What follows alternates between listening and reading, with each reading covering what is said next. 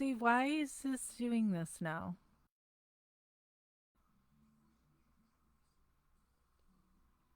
Took me forever to be able to get on here to do this live. And now it's showing completely different from what I just was on Stephen Avery Project.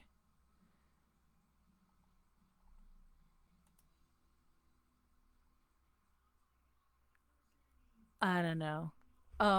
See, this is why I don't like doing the lives anymore on Facebook, because to just go from Stephen Avery Project to this one to do a live, it was all this craziness, and now it's completely different from what I just did for the last hour and a half on Stephen Avery Project. Why is it completely different? I don't know. Anyway, here I am, Jax West from Justice with Jax, Stephen Avery Project, and MAM Gossip. If you're new over here and weren't just over on Stephen Avery Project, I'm here today to talk about. Hey, Debbie, thanks for joining over here too.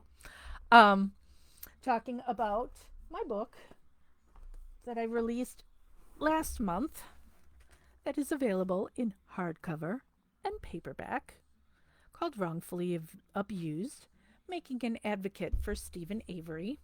Not very long. Um, this book is on my experience being an advocate for the Stephen Avery case.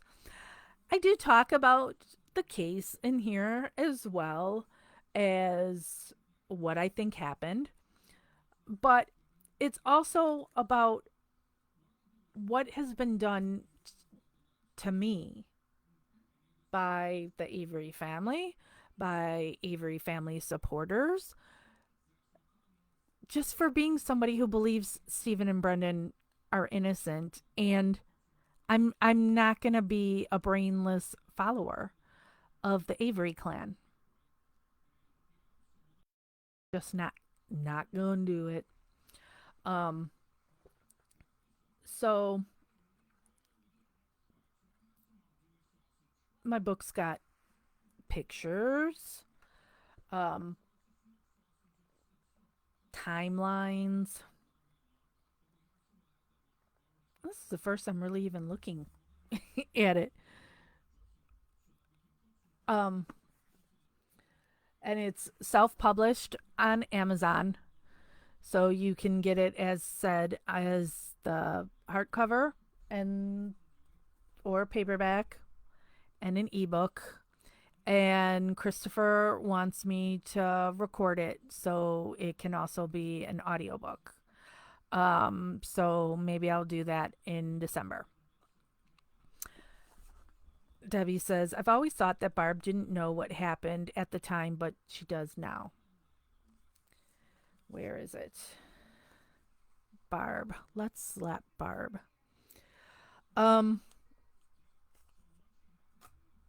I really gave Barb. Hey, Ashley. I really gave Barb, cut her a lot of slack early on. And I think, I just went off as being a mom. And I know she loves Brendan. I have no doubt that she loves all her sons and her grandchildren. I know she loves them. Um, I don't think she wants Brendan in prison. She's not very smart. And that's not me talking crap. That's just a fact. And it's a fact due to nature and nurture. Um, Brendan's got a low IQ, Steven has a low IQ, Barb has a low IQ. They're not smart people. It's not their fault that they're not smart.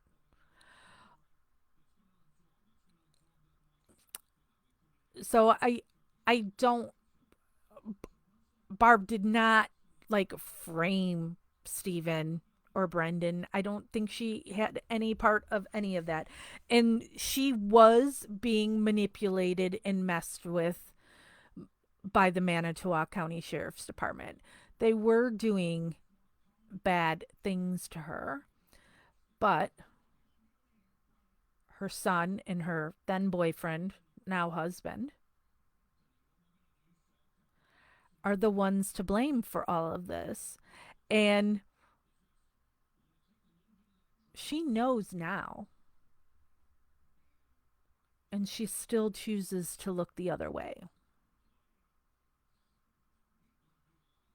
Is it in the book? See, since it took me so long to write my book, um, and I've told all these stories a million times, so did I include this story in the book? I would think I would because it's a big one. Um, so when I went with somebody to visit Brendan in prison, I was not visiting, I was just going for the ride. Um, on the way back from the prison, Barb had called us, so it was on speakerphone. So it's the two of us in the car on speakerphone with Barb. And Barb was hunting with Scott. See, the thing with having a relationship with Barb is that you can't ever talk to her without Scott. She's always have to have her phone on speakerphone and for Scott to be listening and be a part of every conversation. But when they go hunting, and I'm not a hunter, but it's when they go hunting, they're not together. They're, each have their own stands or whatever. So it's the only time that she's can be free of him because like he knows how long it takes her to get from work to home. And so like if she's not home at X amount of time, he's like, where are you? What's going on? Who are you with? I mean, he's just constantly on her. Um, so she calls us when she's in her deer stand that he's not with her. And she's telling us that she's had it with Scott and she's leaving him and she's already talked to one of her sons. I don't recall if she said which one, if it was Brian or Bobby. Um, but she's already talked with her son and that she would go live with him. Um, she just can't take him anymore. She wants to get away from Scott. Um, and so I'll never forget that that happened, but she obviously didn't do it and stayed with him. So, um, so she knows. She knows that something's not right there with Scott and Bobby. But I think she's, see no evil, hear no evil, speak no evil. She's just trying to ignore it. But you can't do that because Stephen and Brendan are innocent. She knows they're innocent. I know she gets mad at Stephen at times, or, Scott's going to rant about him. Um, so there'll be times that maybe she'll say something out of anger about Stephen, but she knows Stephen is innocent. She knows Brendan is innocent. She knows something's not right with Bobby and Scott, but she's just gonna la la la la la ignore it.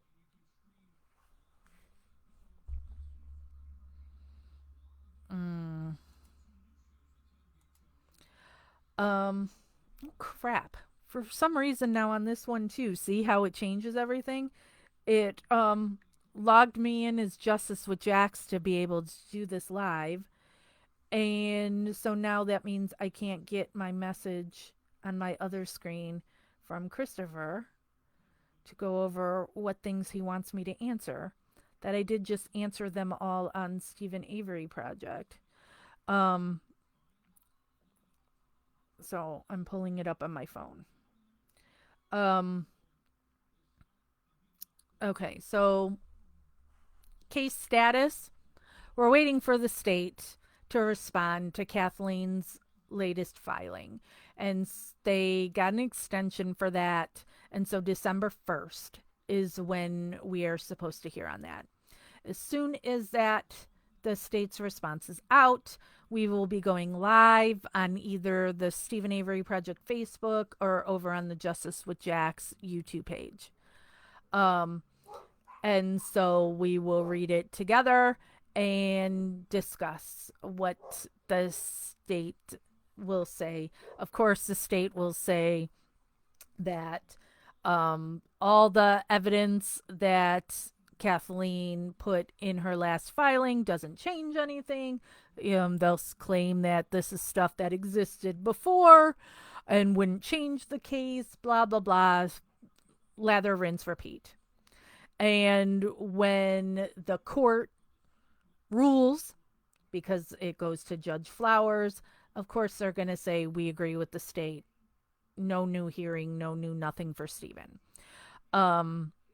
This is just the dumb process that it takes. Stupid.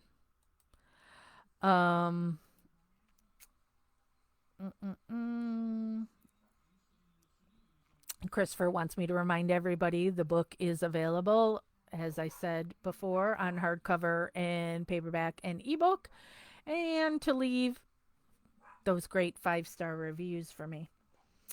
Why did I decide to release my book now? I have wanted to release the book since 2016. That's when I started writing it. It just took me forever to finish it because I procrastinate. And then things kept happening in the case and adding more chapters. And I actually added a chapter, I believe, at the end because I got back with the Marnie Yang case right there at the end. So I think I added about that too. So the reason it's released now is that it just took me forever to get it done. But I always wanted to do it. There's so many books about the case, which I have several right above me here on this bookshelf. What makes mine different? Because the other books are just about the case. My book is about my experience in being an advocate. What I have uncovered as being an advocate. Things that I have seen, things that have been done. I mean, not to sound like a douchebag, but there's things about this case that I know that others don't.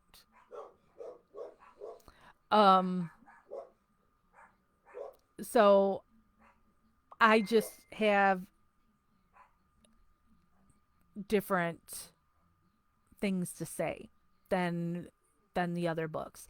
And there isn't any books that go into what when you're somebody defending people that other people think are killers. Some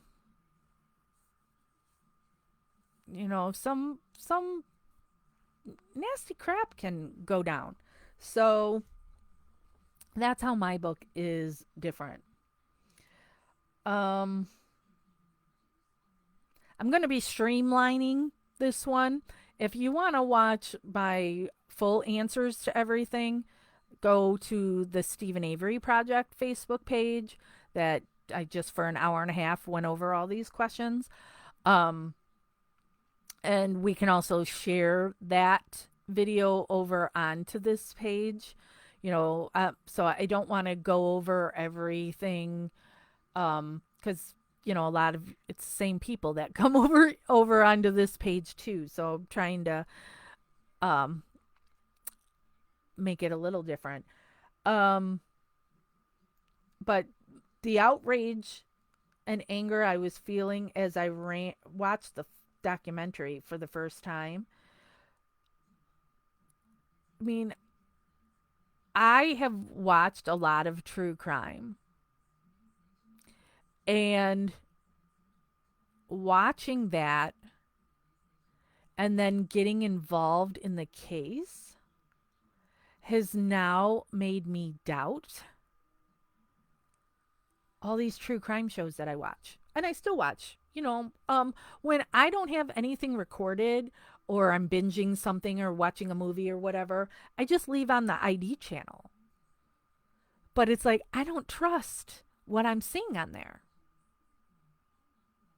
That's what I always think is funny when guilters want to slam anybody who believes in Stephen's innocence as you're just persuaded by a one-sided documentary.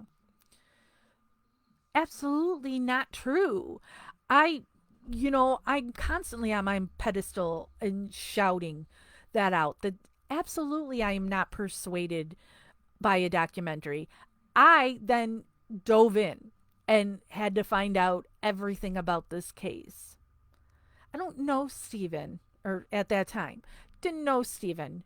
Don't care one way or another if he's guilty or innocent. Just wanted to know what the evidence was and then make my decision on that. If I found anything, even to this day, if there was something that came out that showed that Stephen was guilty, absolutely I would then be going, wow, can you believe this? I was wrong, completely wrong, and oh my God, XYZ happened. Um, because it it does nothing to my life one way or another if Stephen is guilty or innocent. I'm going by the facts and the science and the evidence. And I know from looking into this case, and I can also say with the Marnie Yang case, the Marnie Yang case is one of the biggest where now, because like in Marnie's case, anything you're able to find on her case to watch is really skewed towards showing trying to say she's guilty when I know she's innocent. And watching one of those that does this like recreation of the alleged crime in the crime scene, and in Marnie's case, me being a part of that team and seeing the actual crime scene photos, autopsy photos, I've seen literally the blood and guts of that case. And like the way they'll show her laying on the ground, I know that's not how she was laying on the ground. So if you're going to lie about that, so I still watch these crime shows, but now it's like, I'm not sure. You can't just take it as that's what happened. And from Stephen's case, just the lengths that law enforcement and assistant state's attorney and judges and everything, how they will all work together to frame an innocent person. It's maddening.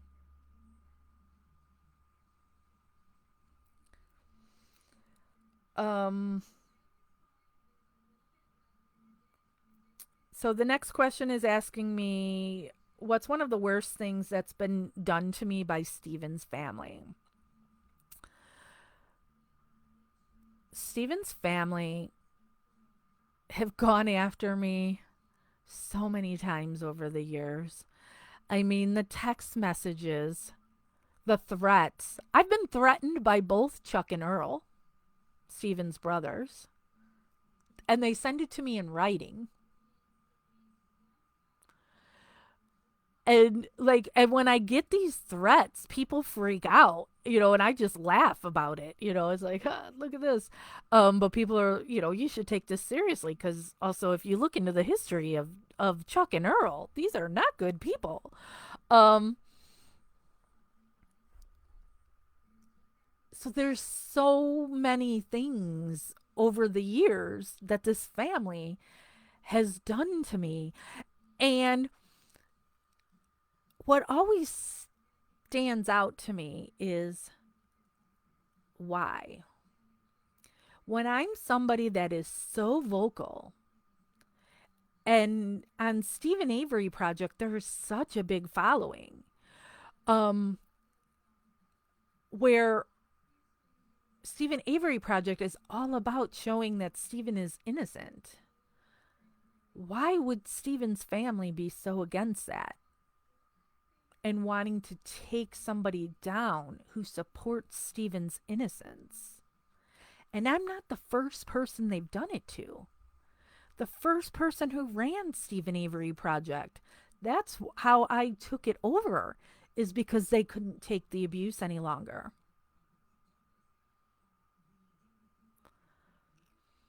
So I find it funny when there are these hardcore family supporters who want to defend the family and come down on me.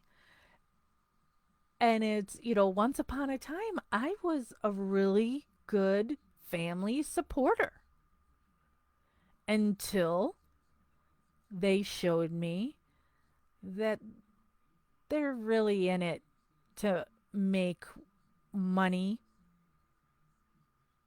and attention.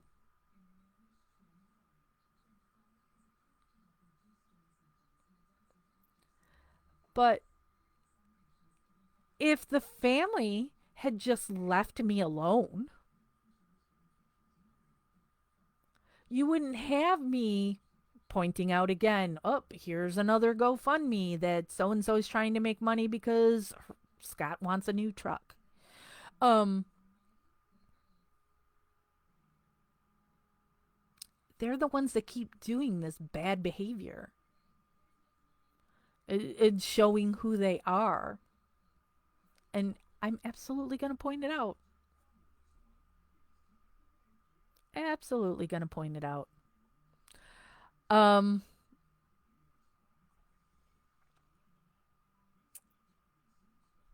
First time meeting Stephen in prison.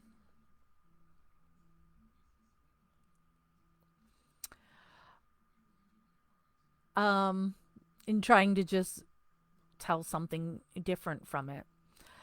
I it's weird, the different rules in different prisons.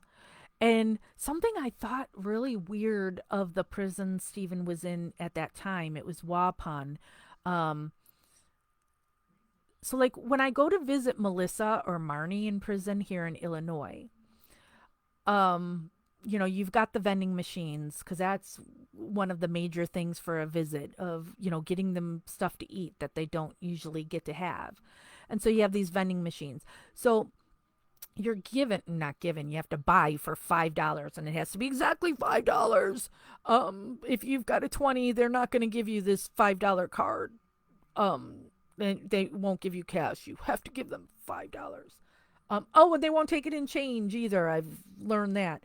Um, so you've got this, like a debit card that you then put money on the card, and then that's what you put in the vending machines to buy the food. But at the prison Stephen was in, when I visited him, Waupun, you could only use change. And so you had to bring a clear bag to put the change in. And so they had a change machine, so like at Melissa's prison, you go to the machine to go put your bill in, you put your card in, you put the bill in, and it puts that money on your card. So in Stephen's prison, you put your cash in, and then, it spits out all your quarters, or, and it would randomly give you dollars too, dollar coins. Um, and you would have to, then put it in a plastic bag, clear bag or whatever. And then I'm just like, how is this safe? Because at Melissa's prison, you cannot bring cash in of any kind. So if you're not putting that cash on the card, it has to be in your car. You can't bring in your phone. You can't have on a smartwatch. Um, it has to be in your car. Um, can't bring money in there. But at Stephen's prison, here, have this big bag of quarters that you could use to smack somebody with. I think that's really odd and weird. Um, so that's something that stands out to me from my first visit with Stephen. I do not think I will ever do another rally for Stephen. Um, but I have another idea that I've talked to both Christopher and Bryce about. Um, Maybe it'll come to fruition. How do I feel about people liking the book and leaving me good reviews? I feel good about it. I'm happy that people have liked this book that I, worked on for years. Um,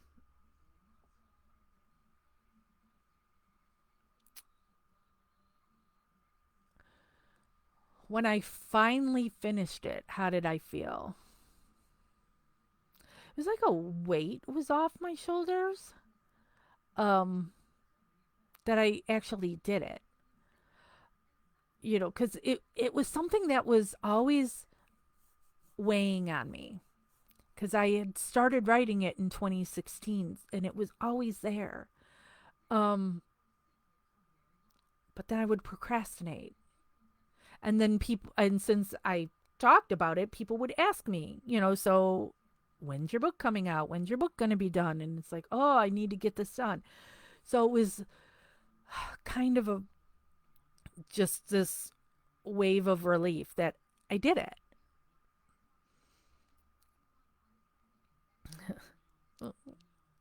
You'll have to watch on Stephen Avery Project because I didn't read Christopher's questions ahead of time, and this next one was funny about what I'd be doing, book signing at Avery Salvage Yard. Um, Christopher has asked me if I would be interested in doing a book tour. Christopher would be like my tour manager and would organize for me to go places for book signings.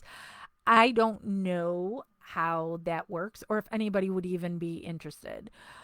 Would I be up for doing it? Sure. Um, um, will it happen? I don't know. Melinda, you were trying to help and do what was right, and they want to get rich and exploit Stephen. Right. But back to how do I feel in releasing the book? Well, I know because I've always been calling the family and Sandy out for profiting off of Stephen's case. I know now it's like, oh, now I look like a hypocrite and that I'm trying to make money off of Stephen's case. And, I get the questions from people all the time. Where is the money going from your book? Um, am I giving the book the money to Stephen, which I think is funny that, you've got I'm looking at the two books on my bookshelf up there, the one by Buting and the one by John Farrick. Does anybody ask either one of those people if they give money to Stephen? But you're asking from my book if I'm giving the money to Stephen.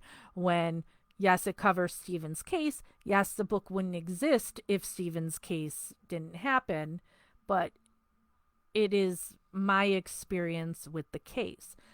And I've always said, oh, if this book became this huge phenomenon and made a ton of money, I absolutely would give Stephen some money. But last I saw, let me see, maybe while I'm doing this, I can pull up on my other screen. Um, um, and look at how many books has sold.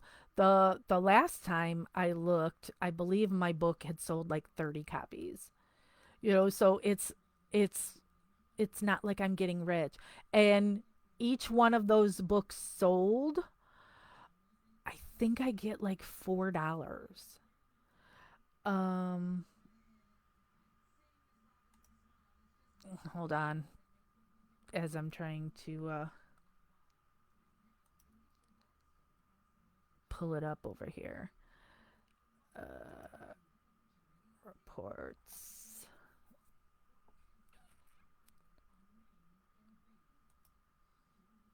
Orders.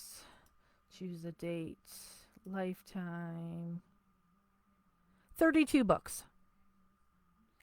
13 Kindles, 19 prints.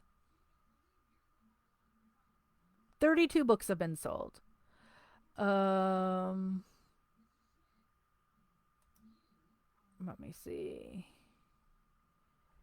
Where is it? Payments.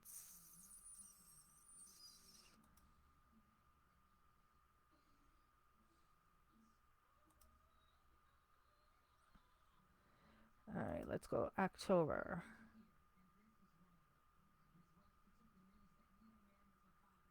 Where is it that I can find how much money this book has made? Or how much I've made? Because all I see right now is total estimated royalties, 7 cents. Or today's estimated. Let me see. Here we go. Lifetime. $183.22.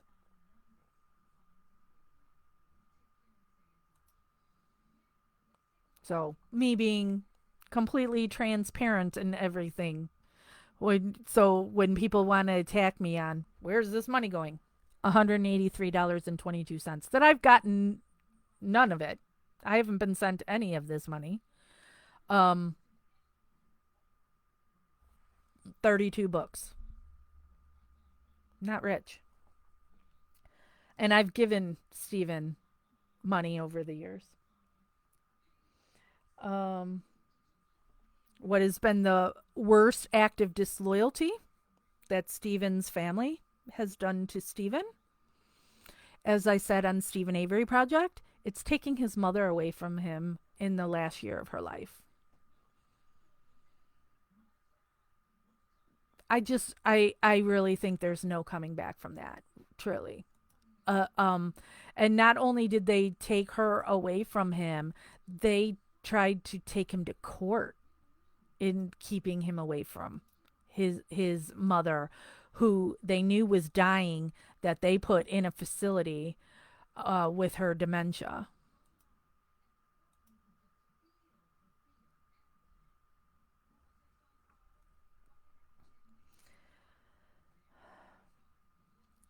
So, was there anything I wish I left out of the book? No, because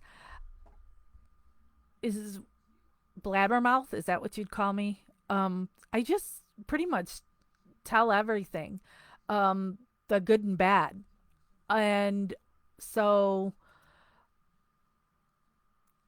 it is what it is. So I don't wish I had left it out. Um, but I'm sure there's things that I didn't put in that I should have. Um, what do I hope that people get out of the book? Hey, Andrea. I want everybody to, as I said on Stephen Avery Project, you stand up for what you believe in, even if you're standing alone. So this has not been an easy road for me in advocating for Stephen Avery. And there's nothing in it for me. As I just showed you, the book, I've sold 32 books. And the book's been out for a month. Over a month. October 13th is when it was released. Hey, Gail.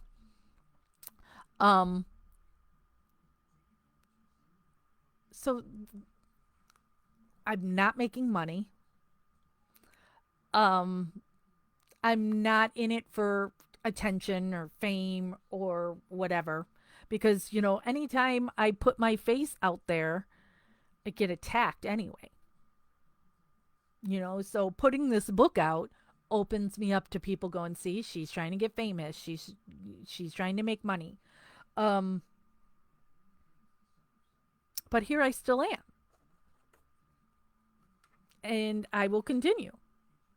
So when you believe in something strongly, fight for it. and stand up for those who can't stand up for themselves.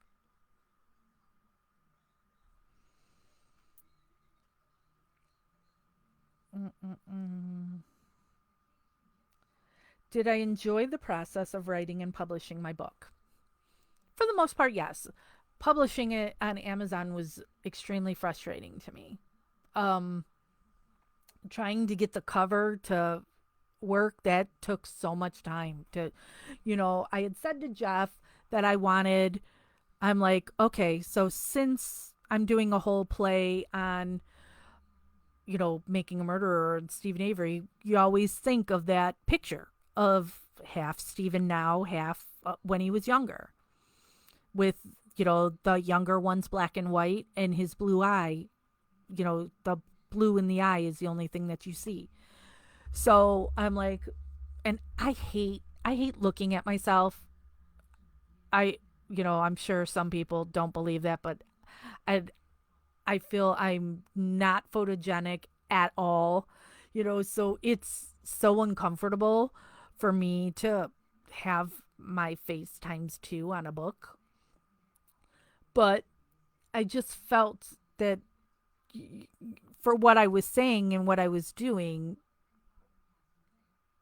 it made the most sense to do the book where it's got my current face with makeup on, that I don't wear makeup very often, but I put makeup on when I took the selfie with my phone. And then that's a picture of me um, when I was little. And then it was Jeff's idea for the picture that's on the back. God, it's hard with this. So Jeff took that picture himself in our garage of the casing on the garage floor.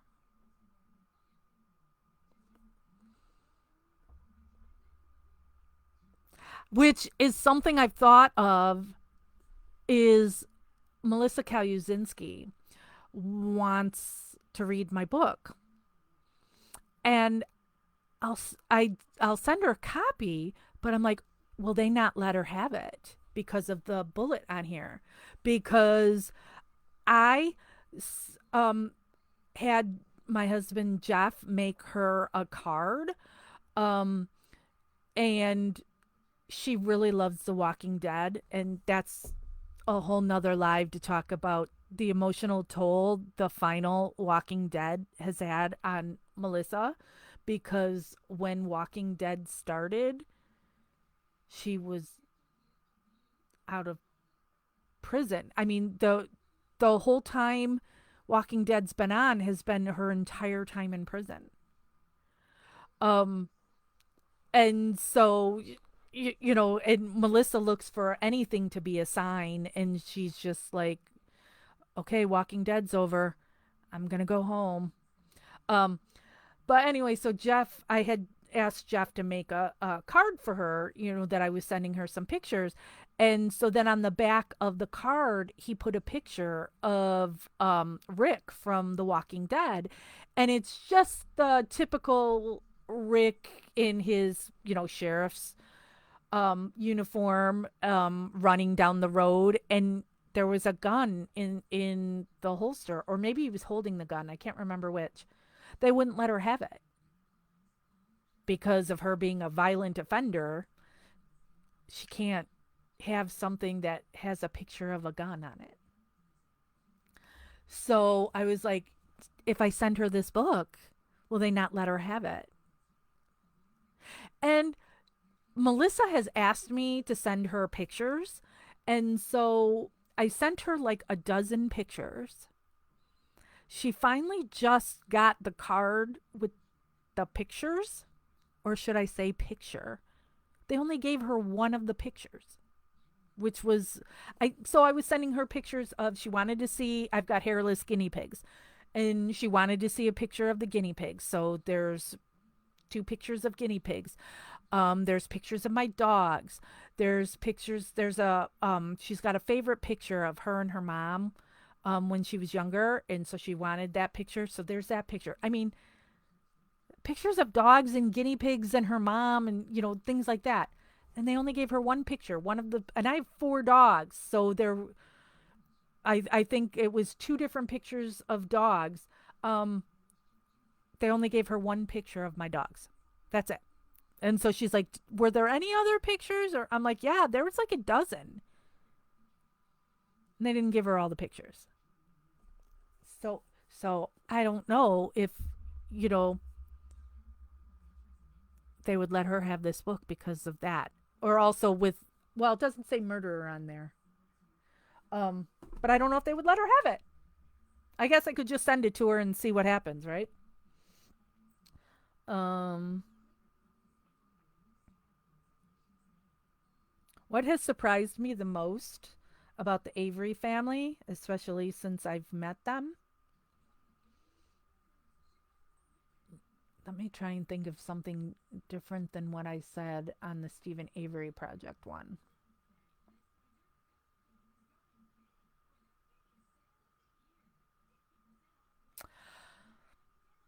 Just how bad they really are. It's funny that so many of the Averys are horrible, horrible people who have committed horrible crimes. And Stephen's the one in prison.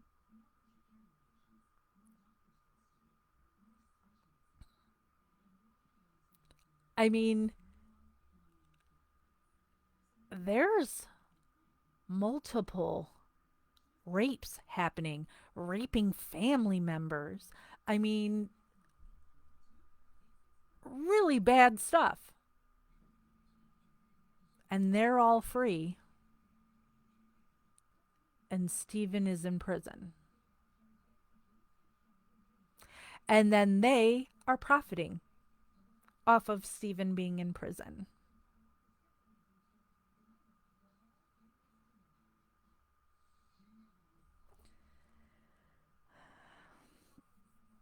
The Kathleen Zellner question. It aggravates me when I see people talk shit about Kathleen Zellner. She is the number one wrongful conviction attorney.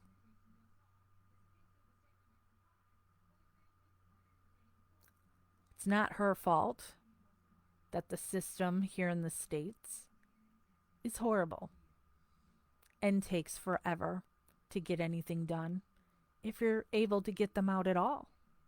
That's not her fault.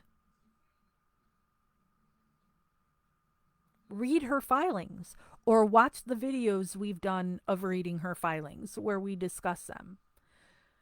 She has done her homework. She has the evidence. She has the experts. It's the courts that block it. The courts block justice. It's not Kathleen's doing or what she hasn't done. It's the court.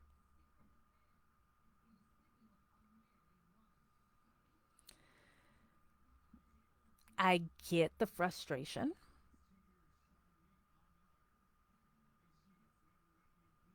but this sadly is just how it is. If I was wrongly convicted, I would want Kathleen Zellner or Judd Stone.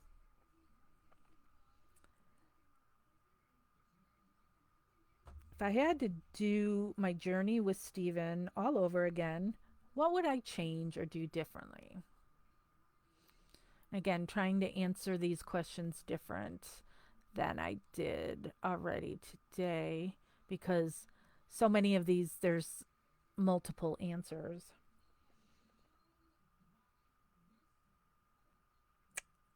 Hmm. What would I do differently?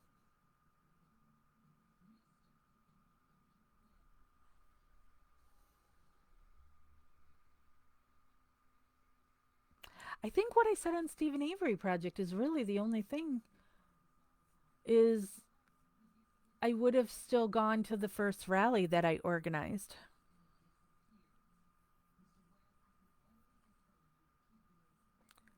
Um because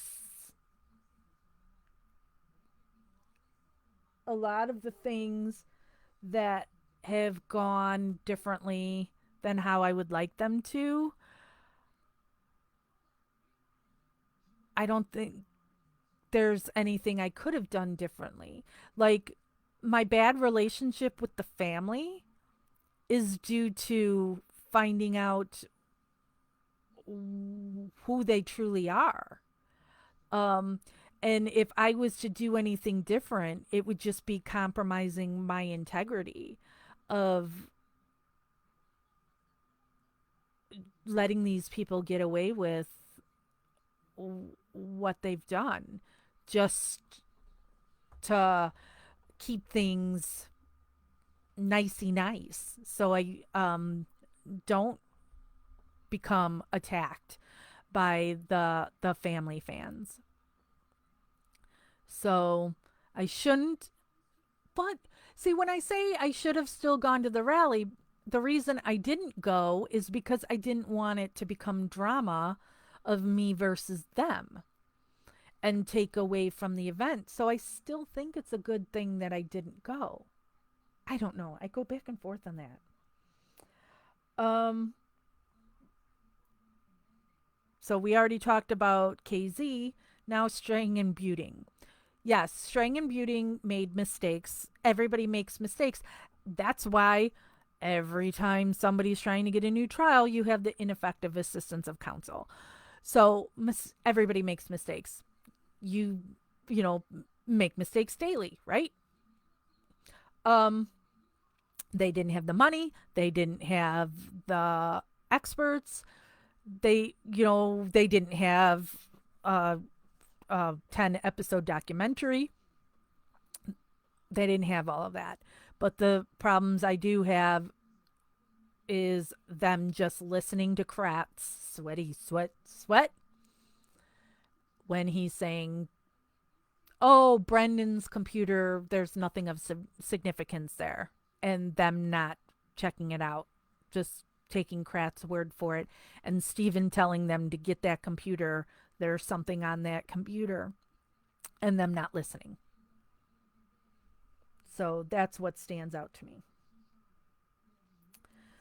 And the title Wrongfully Abused, my husband came up with that years ago when I first talked about writing a book. Um, just a play on wrongfully accused, and I thought it was brilliant. So always knew that that's what my book would be called, because my book is about the abuse I have taken in being an advocate for somebody wrongfully accused. Um,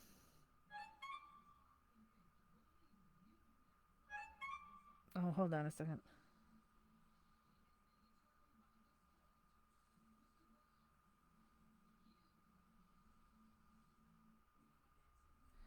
Oh boy. All right, sorry. Um, and that's all of Christopher's questions. So let me circle back around to it's available in hardcover and paperback and ebook, and eventually I'll record it, and so you'll be able to have to listen to it.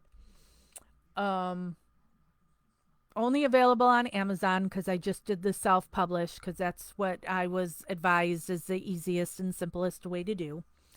Um,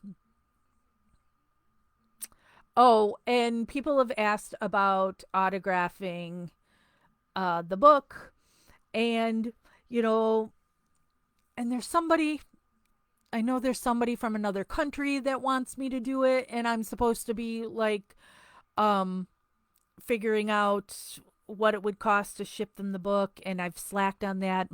I was working a lot lately too, and then also um I I get that seasonal affectiveness disorder, or SAD. Um when we get into the winter and um it's dark all the time and stuff. So I since my job ended on, well, my job technically goes till the end of this month, but the election was November 8th, so now I'm not at work every day and just sitting here and in just depressed and just sit here doing nothing, um, when I should be looking into these things and getting these things done. But again, procrastinator. That's why it took me so long to get the book out. Um, and Christopher always says how important it is for people to buy the book, because I guess on Amazon you have to buy the book to be able to leave a review, and that it's important to for people to review the book, because the more good reviews it has, the more access people will have to it or whatever. I don't know. I don't get the whole thing. um so um and Christopher's looking into, maybe if I did some book tour or some book signing somewhere. Um oh my god, just all year round in England. Yup. Um I have said, my husband's print shop, that would be a possibility if people wanted to mail their copy to Jeff's print shop, since, that's a business and not my home that I'm giving my address out to people. And then I could sign it and, and people could put money in my PayPal for the cost to ship it back to you. But again, it's me actually sitting down and figuring out and doing it, and I'm being lazy. Um so we'll get something figured out, and I'll do something.